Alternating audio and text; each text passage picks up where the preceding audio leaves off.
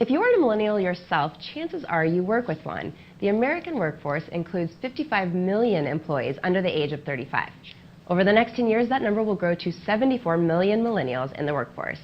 Many of these young workers want more than a paycheck and a corner office. They want to feel like they're making a difference in the world around them.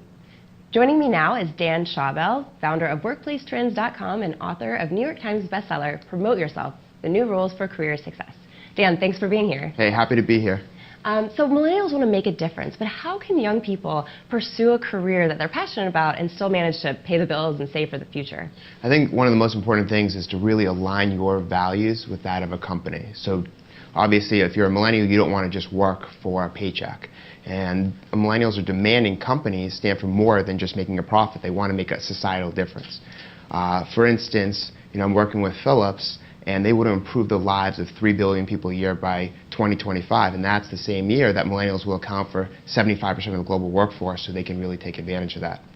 And if they want to really benefit from those type of careers, they'll end up working harder because they're really passionate about what the company is doing and how it's improving the lives of them and the people around them in their community. That's an interesting point. So for millennials who are looking for a job and they're on the market right now, what sort of tips can you give them to score a job at a company that's really in line with their values?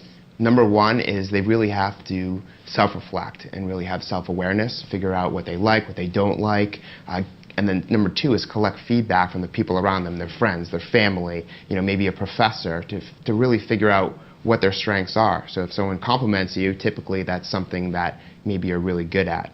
And the third thing is really do research and really find these companies that are doing good in your community or maybe in the world, and really align your values to what they represent, the people that they serve, and then the volunteerism and support they give nonprofits.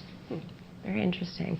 So a lot of millennials want to take an unconventional career path, though. So what do you say to those people, the ones who want to work for themselves? How do they make it successful? The way I did it was I worked full-time for a company, and then outside of work I sacrificed nights and weekends on my own personal passion projects, a magazine, a blog, consulting, etc. And then I stayed at that company until what I was doing outside of work supplied me with enough income and opportunities where I could leave. And it took 3.5 years to do so. So it's all about that hustle. Millennials call this the side hustle, having a side gig, a side passion, and then really investing your time in that outside of work, but also not getting distracted because your company who's paying for you to work 40, 50 hours a week, they have to come first. That makes so much sense. Yeah, don't leap before you're ready. Very good advice. Dan, thanks so much for being here today. Thank you. For Main Street, I'm Lauren Lyons-Cole in New York.